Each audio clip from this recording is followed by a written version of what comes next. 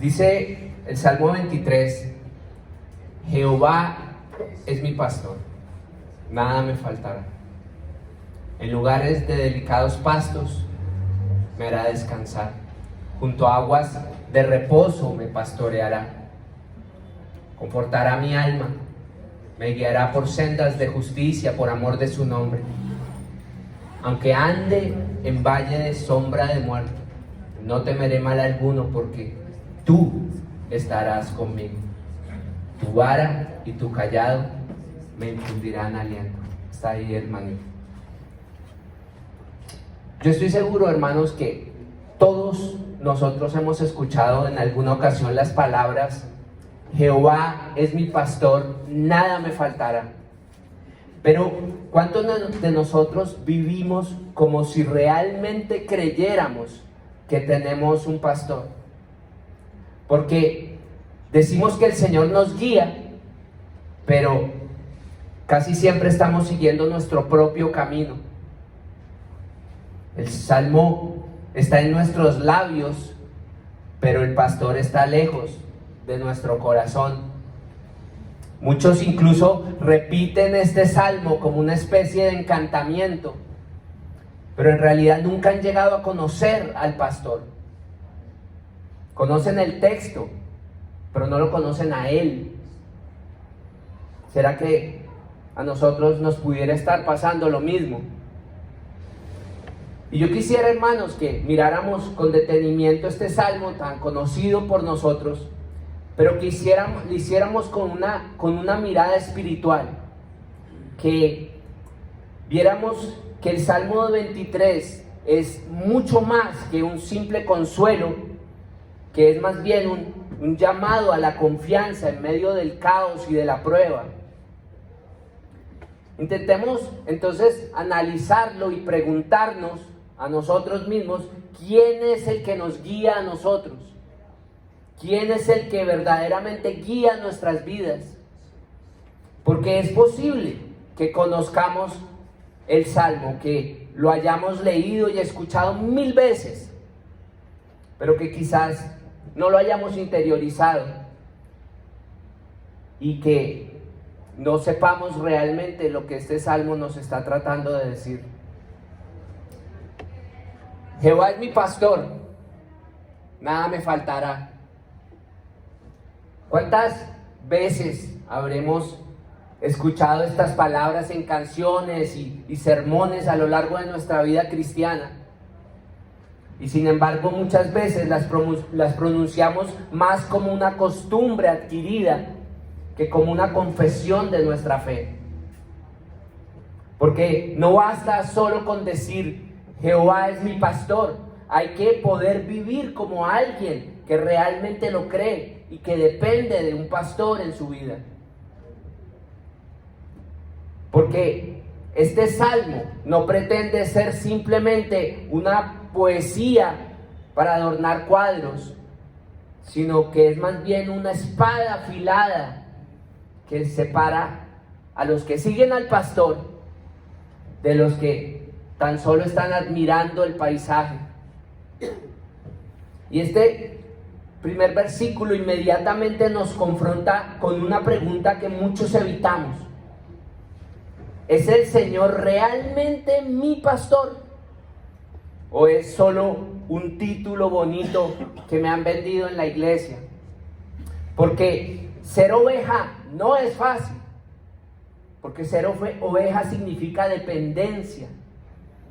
Es no saber el camino por el que vamos. Es no poder confiar en nuestras propias fuerzas. Ser oveja es admitir que sin el pastor nos perdemos, que sin el pastor estamos completamente perdidos.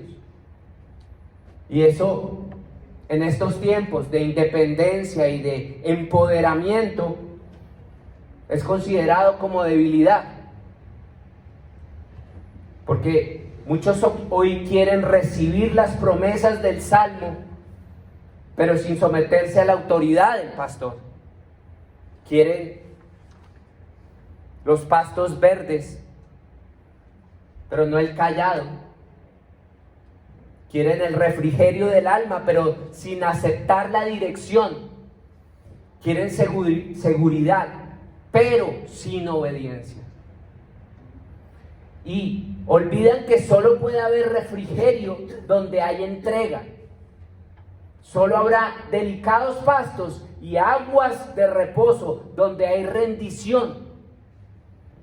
Solo habrá paz donde tengamos al Señor como guía. Porque el Señor Jesucristo no es un pastor más. Él no acepta dividir su rebaño o compartirlo con nadie. O Él es nuestro único pastor, o todavía estamos perdidos.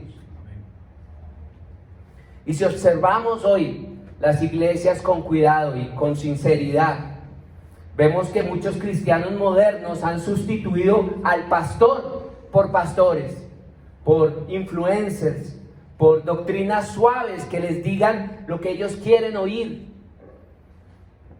por estrategias religiosas que los mantengan entretenidos. Y cuando la crisis llega a sus vidas, cuando el alma grita pidiendo ayuda, se dan cuenta de que no tienen guía, solo sombras en sus vidas. Porque decir Jehová es mi pastor es declararle la guerra a la independencia en nuestras vidas. Es rechazar el reinado del ego en nuestro propio corazón. Es asumir una posición humilde que reconozca que necesitamos ser guiados. Y ahí está la gloria escondida de este primer versículo del Salmo, que solo tiene sentido para quien ya sabe lo que es estar perdido. Porque solo alguien que sabe lo que es estar perdido y ha sido rescatado va a valorar al pastor. Solo va a obedecer quien reconoce que solo no tiene ni fuerza ni visión para encontrar el camino. Pero vivimos en tiempos en que muchos se consideran a sí mismos como maestros. Y son pocos los que aceptan ser guiados. Y paradójicamente la era del yo me las sé todas es también la era en que podemos ver la mayor cantidad de perdidos, de ovejas cansadas de lastimarse a sí mismas por caminos desiertos, sin guía y sin pastor. Gente que prefirió andar sola, aunque esto terminara significando el desastre y el sufrimiento en sus vidas. Y vemos que el Salmo comienza con una declaración de posesión. Jehová es mi pastor. Una declaración de alianza, de exclusividad, de intimidad. No es el pastor de la multitud, ni el pastor de Israel solamente. Es mío, es mi pastor. Y eso solo es verdadero cuando me pongo en el lugar correcto, en el lugar de la oveja que oye su voz y lo sigue. Y la pregunta que debería resonar dentro de nosotros es simple: ¿a quién estoy siguiendo? ¿Quién es el que determina mis pasos? ¿Quién es el que tiene derecho a interrumpir mis planes y a corregir mi camino? Porque si la respuesta a esa pregunta soy yo soy el dueño de mis pasos y de mi destino, entonces quizás aún no hemos entendido bien el Salmo 23. Quizás lo estemos recitando, pero no lo estamos viviendo. Porque es en este primer versículo en donde la esperanza del que cree está. Porque el verdadero pastor, el pastor de pastores, nuestro Señor Jesucristo, no rechaza a la oveja que reconoce que está perdida. Al contrario, Él deja a las 99 para ir detrás de la que se había perdido. Y cuando la encuentra, la carga en sus brazos y la devuelve al redil. Pero solo hace eso con quien grita pidiendo ayuda. con quien deja de fingir que ya sabe el camino, con quien acepta que necesita ser guiado. Y nosotros, hermanos, ¿estamos solo repitiendo el Salmo o estamos aceptando en verdad al Señor como nuestro pastor? Versículo 2 dice: en lugares de delicados pastos me hará descansar, junto a aguas de reposo me pastoreará. Esta imagen, hermanos, desde mi punto de vista es quizás una de las más dulces de la Biblia. Una oveja que descansa segura, recostada sobre la hierba, lejos del peligro y la sed del desierto. Pero pocos perciben al leer este versículo que este descanso no es un descanso automático, porque ese descanso no es en realidad una obra del pastor y no una obra de la oveja. El texto no dice yo me acuesto, sino que dice Él me hará descansar. Y hermanos, ¿por qué creen ustedes que una oveja necesita ser llevada a recostarse? Porque somos necios, porque aún cansados insistimos en andar, porque aún estando muy bien alimentados buscamos siempre más y más, porque nuestro corazón por naturaleza no sabe parar. Pero Dios quiere hacernos descansar. Pero para eso primero necesita romper nuestra resistencia, necesita romper nuestra tendencia a nuestro natural autosaboteo, a ese deseo constante nuestro de sabotear nuestro camino. Porque las ovejas solo descansan cuando confían, y solo confían cuando dejan de mirar a los lobos en sus vidas y comienzan a mirar al pastor. La ansiedad que domina la mente de tantos creyentes hoy en día no es solamente señal de falta de oración en sus vidas, sino que es señal de desconfianza en la provisión divina. Es como si dijéramos: Señor, sé que hoy tengo pastos, pero ¿y si mañana me faltara? Y cuando caemos en ese tipo de pensamientos, empezamos a pasar hambre, aun cuando estemos rodeados de todo tipo de alimentos. Los delicados pastos son, hermanos, un símbolo de la provisión espiritual. Se trata de esas verdades que alimentan el alma. Es la palabra de Dios que nos llena. Es la comunión sincera que restaura. Es la presencia del Espíritu Santo que nos trae paz. Pero vivimos en una era en donde el descanso se volvió un lujo, donde parar es pecado, donde hasta el culto se convirtió en entretenimiento. Pero en el reino del gran pastor, el descanso es obediencia. Porque solo descansa quien confía, y solo confía quien entrega el control. Me hará descansar es una acción suave pero firme, porque el pastor nos guía con amor, pero también con autoridad. Él sabe que si no paramos moriremos. Él sabe que si no nos recostamos y descansamos, nunca podremos escuchar su voz con claridad. Pero muchos quieren los delicados pastos del evangelio sin el cayado del pastor. Quieren el alivio, pero rechazan la sumisión. Pero sin sumisión no hay reposo, y sin reposo no hay pasto que sacie. Porque los pastos verdes no están donde nosotros queremos que estén, están donde Él dice que están. Y a veces esos pastos están donde menos los buscamos. Están en lugares humildes, silenciosos, lejos de la multitud, en un campo solitario. Y a veces son simplemente 5 minutos de oración sincera en una habitación oscura donde Dios nos habla sin palabras. Pero para que podamos encontrar esos delicados pastos, tenemos que ser capaces de parar, de dejar los afanes de este mundo, de dejar las carreras, porque oímos hablar del descanso, pero no descansamos jamás. Oímos hablar de paz, pero vivimos en una constante guerra interna. Cantamos que Dios proveerá, pero vivimos como si tuviéramos que hacer todo por nosotros mismos todo el tiempo. Pero el ser capaces de descansar es la señal de que nos hemos rendido a los tiempos del pastor.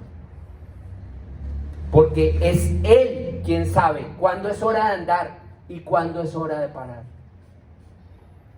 La cuestión es si vamos a confiar, si vamos a poder confiar lo suficiente en Él como para recostarnos donde Él nos manda, o vamos a seguir vagando por tierras desiertas porque creemos que podemos encontrar mejores pastos que los que el propio Dios nos ofrece. Quizás hoy sea el día de parar y reconocer que estamos exhaustos, no porque nos haya faltado pastos, sino porque nos ha faltado rendición. Pero si hoy decidiéramos entregarnos, Él nos hará descansar y abrirá nuestros ojos para que veamos que la hierba siempre fue verde, pero que era nuestro corazón el que estaba ciego y no la podía ver. Porque las aguas de reposo no son solo un lugar de refrigerio físico, sino que representan un estado espiritual, donde el alma que antes se agitaba con el ruido del mundo, ahora encuentra el descanso en el silencio de la intimidad con Dios. Y no es un silencio vacío, es un silencio lleno de su presencia. David no dice que llegará a esas aguas por casualidad, sino que declara con fe que Él lo pastoreará. Hay una conducción, pero también hay una mansedumbre del que se deja conducir. Dios no empuja a sus ovejas hacia la paz, las atrae como un padre que susurra amorosamente al oído de su hijo hasta que éste finalmente escucha. Y ese trato de Dios para con nosotros tiene un contraste muy evidente con lo que ocurre en el mundo moderno, porque hoy todo nos empuja, todo. Si no es el algoritmo, es el reloj, o son las urgencias de la vida, o las opiniones de la gente. Pero Dios no nos guía así. Él no grita, Él invita. Y es por eso que muchos no lo escuchan, porque quizás están esperando una avalancha gigantesca y ruidosa, cuando Dios se está manifestando en un susurro de aguas tranquilas. Porque, hermanos, en el corazón del ser humano hay una sed que no se sacia con riquezas y aplausos, una sed de profundidad, de sumergirse más allá de la superficie de cultos ruidosos y de agendas abarrotadas, una sed de volver al lugar secreto donde Dios habla sin micrófonos, donde sana sin audiencias y restaura sin ruido. Pero ¿cuántos todavía sabemos escuchar? ¿Cuántos creyentes hoy en día entran al culto no para recibir una bendición, sino para buscar el rostro del pastor? David sabía que necesitaba ser guiado. Él no confiaba en sí mismo, y eso es lo que nos falta a nosotros muchas veces. Humildad para admitir que estamos perdidos y necesitamos dirección. Porque las aguas tranquilas de la gracia son halladas solo por aquellos que han renunciado a los atajos del orgullo y se han entregado a ese camino estrecho de la dependencia en Dios. Hay personas que llevan años en la iglesia y nunca han bebido de esas aguas. Saben cantar, saben predicar, saben servir, pero nunca se detuvieron a simplemente estar con Dios. Y es que las aguas de reposo no sanan porque son tranquilas, sanan porque revelan a un Dios que no necesita fuegos artificiales para ser majestuoso. Un Dios que reina en el sonido de la brisa. Pero para llegar allá es necesario ser guiados, y solo se llega siguiendo al pastor. Y quizás ese sea el mayor desafío para la iglesia moderna: aceptar la guía del cielo. Porque mientras nosotros queremos estrategias, Él nos ofrece presencia. Mientras nosotros queremos métodos, Él nos ofrece quietud. Mientras nosotros queremos resultados, Él nos ofrece un camino donde lo más importante no es llegar, sino ser transformados mientras andamos. Las aguas de reposo, hermanos, todavía existen, no desaparecieron. Pero solo se le revelan a los que permiten que Él los guíe. Y eso exige confianza, exige creer que el silencio no es abandono y que la mansedumbre no es debilidad. El mundo grita mientras que el cielo susurra, y solo puede escuchar quien calla. Quizás sea eso por lo que tantos aún siguen sedientos, porque no están dispuestos a ser guiados. Prefieren correr con las multitudes que andar con el pastor. Versículo 3 dice: confortará mi alma, me guiará por sendas de justicia por amor de su nombre. El mundo nos ofrece alivio, pero solo Dios nos ofrece refrigerio. Vivimos en una época donde muchos están agotados, pero pocos saben por qué. Las agendas están llenas, las iglesias están llenas, pero el alma está seca, fría, confusa. David no nos dice: Él sana mi cuerpo. Nos dice: Él confortará mi alma. Ese es un nivel mucho más profundo. No se trata solo de bienestar, se trata más bien de revivir aquello que está muerto en nosotros. Porque el hombre puede tener todo lo que el mundo ofrece, pero si su alma está seca, su vida será un desierto habitado solo por sombras. Pero el refrigerio no es un producto que se pueda comprar.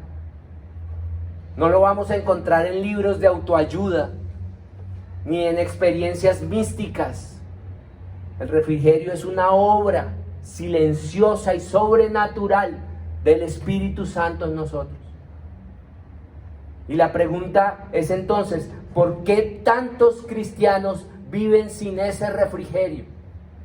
Porque el refrigerio exige rendición y nosotros preferimos el control. Queremos que Dios bendiga nuestros planes y no queremos renunciar a ellos. Queremos que Él nos sane, pero no queremos admitir que estamos enfermos. Pero el alma, hermanos, necesita ser confortada porque se desgasta. Se contamina con el orgullo, con la vanidad, con la culpa, con el miedo. Se intoxica con comparaciones, con resentimientos, con religiosidad. Y poco a poco va perdiendo la sensibilidad, va endureciéndose. Y lo más trágico es que es posible seguir dentro de la iglesia haciendo todo bien por fuera, mientras por dentro estamos muertos. No hay nada más trágico que un creyente que intenta seguir caminando cuando su alma está deshidratada, porque el pecado cansa. Y quizás hoy lo que más necesitemos no sea una nueva doctrina ni un mejor culto, sino quizás lo que necesitemos sea más bien un momento de quebrantamiento real, un arrepentimiento verdadero, pues porque es allí donde el alma comienza a sanarse, porque puede que hayamos perdido el brillo, pero Dios no ha perdido el interés en nosotros. Puede que nos hayamos alejado, pero Él todavía está esperando que regresemos. Pero cuando David escribe, me guiará por sendas de justicia, nos está diciendo que no todo camino es recto, aunque lo parezca. Y es que las sendas de justicia no son senderos populares, no están en los mapas del mundo, no tienen alfombras rojas, ni aplausos, ni multitudes ovacionándonos. Son sendas estrechas, discretas, a veces solitarias, pero seguras, porque tienen un guía, y ese guía es el propio Señor. Como decía un viejo predicador, el señor Spurgeon, no hay carretera más segura que aquella por donde los pies del Señor Jesucristo ya han pisado antes que nosotros. Pero la mayoría de las personas hoy están buscando atajos, caminos de menor resistencia, rutas con la aprobación social, con recompensas rápidas, con una espiritualidad superficial. Pero la senda de la justicia no es así. Es difícil precisamente porque es estrecha, hiere el ego, confronta a los ídolos, denuncia las vanidades y revela los motivos del corazón. Es un camino donde Dios no solo anda con nosotros, sino que nos moldea mientras andamos. Y eso para muchos es incómodo. Algunas sendas de justicia pasan por humillaciones, otras pasan por privaciones y carencias económicas, otras incluso pasan por silencios, pero todas ellas terminan en bendición. Y eso debería valer para nosotros más que cualquier comodidad terrenal. Pero queremos la justicia de Dios sin andar por sus sendas. Queremos victorias sin obediencia. Queremos propósitos sin dirección. Queremos honra sin cruz. Pero el Salmo es claro. Es Él quien nos guía. Él es el pastor. Nosotros tan solo somos las ovejas. Y las ovejas, cuando intentan guiarse a sí mismas, caen en el hoyo y lo llaman libertad. Pero las sendas de la justicia no es solo lo que hacemos, sino cómo lo hacemos. Porque hay gente que ora, predica, canta, sirve, pero que están fuera del camino correcto. Porque Dios no solo ve la obra, sino que Él ve el corazón detrás de la obra. Él solo guía a quien se deja guiar, y eso exige de nosotros quebrantamiento y rendición. Porque las sendas de la justicia no son glamorosas. Podemos estar en el centro de la voluntad de Dios y aún así ser criticados y rechazados. Pero ¿qué importa? ¿Qué importa si somos rechazados y criticados? Si el pastor está conmigo y Él me guía, no necesito entenderlo todo. Solo necesito confiar. Porque la senda de la justicia es estrecha, pero es la que conduce a su presencia. Y David nos dice que Dios todo esto lo hace por amor de su nombre.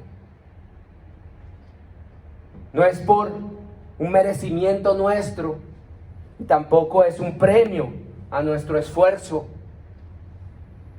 Cuando Dios guía a un hombre por las sendas de la justicia, lo hace para que su nombre sea exaltado a través de la vida y el testimonio de esa persona.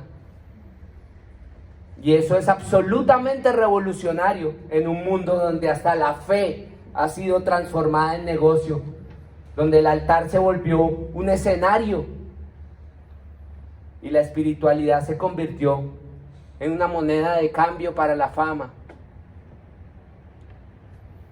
Pero aquí el salmista nos devuelve a la esencia.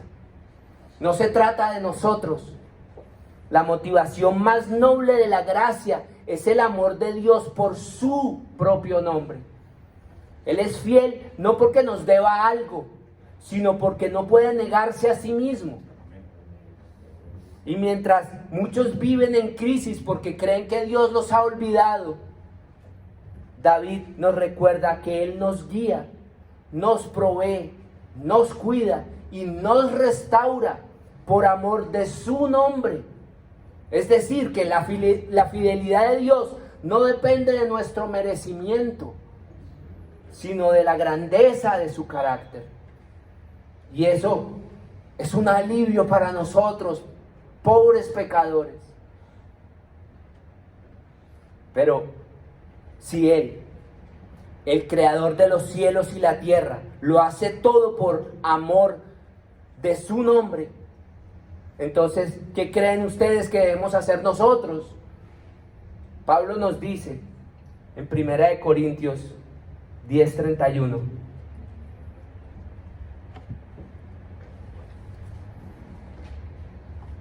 Si pues coméis o bebéis o hacéis otra cosa, hacedlo todo para la gloria de Dios.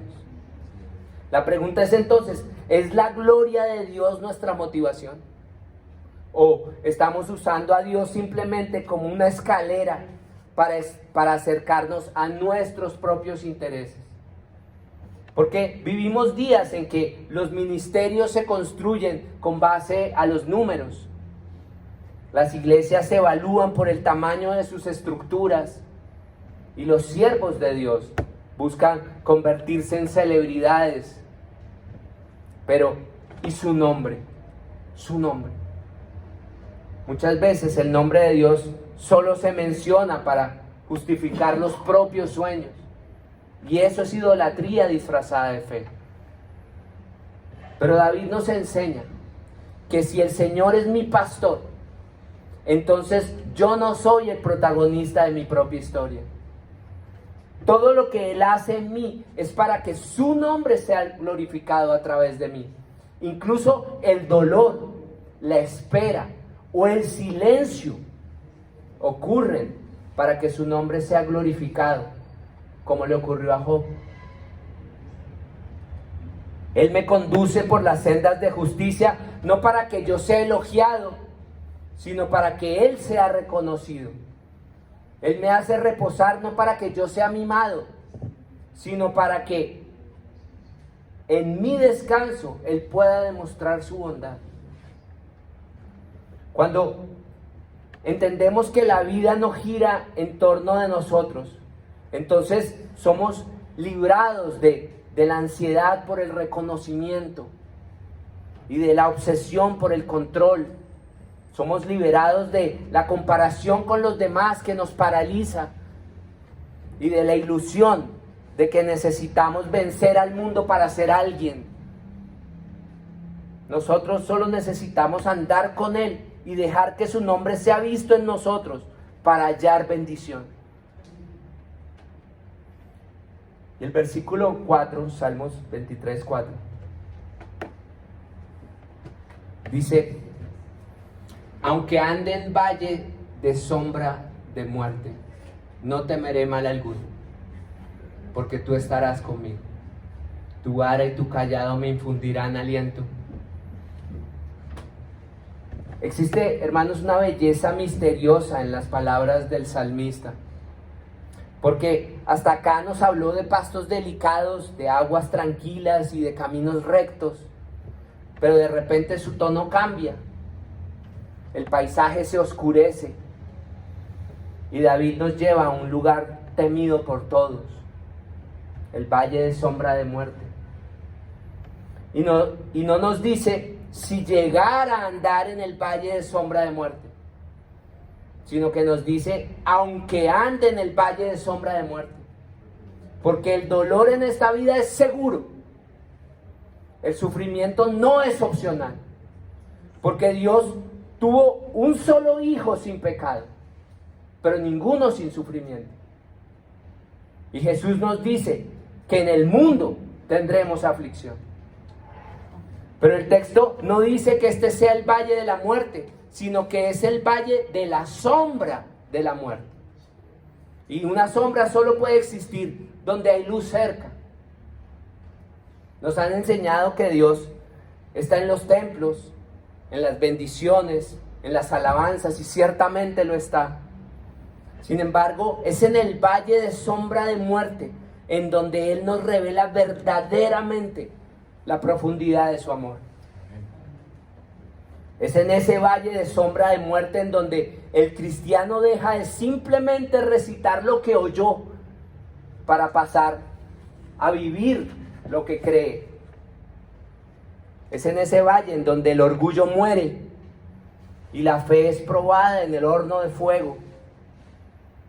Y es también en ese valle en donde en realidad llegamos a conocer al pastor. Y es que en la abundancia decimos, Él me bendice.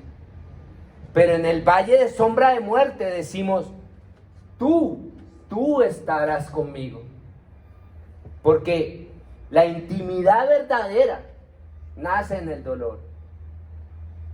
En la oscuridad, en el sufrimiento, la teología calla. Porque las explicaciones no consuelan a nadie. Y vemos que David no pide ser sacado del valle.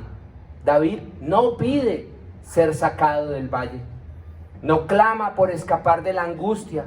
Simplemente declara, no temeré mal alguno, porque tú estarás conmigo. La ausencia de miedo no viene de la ausencia del mal, sino de la certeza de quién es el que está con nosotros. Y es ahí donde reside el misterio de la paz en medio de la angustia. No se trata de dónde estamos, sino de quién está con nosotros. Es por eso que tantos tropiezan, porque simplemente pusieron su fe en las circunstancias y no en el pastor. Pero quien conoce al pastor camina tranquilo, aunque todo a su alrededor se desmorone. Porque es Él el que sostiene nuestra mano cuando nadie más puede. El valle de sombra de muerte nos revela el tipo de comunión que tenemos con Dios. Y al salir de Él, ya no somos más los mismos.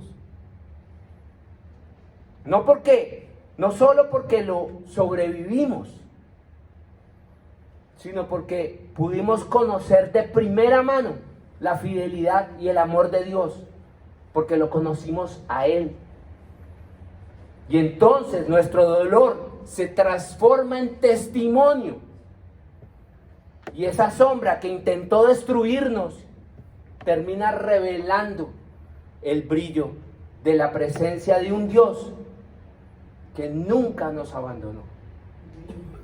Y como dice otro salmo muy conocido, que ahorita mencionado en el Salmo 91:1,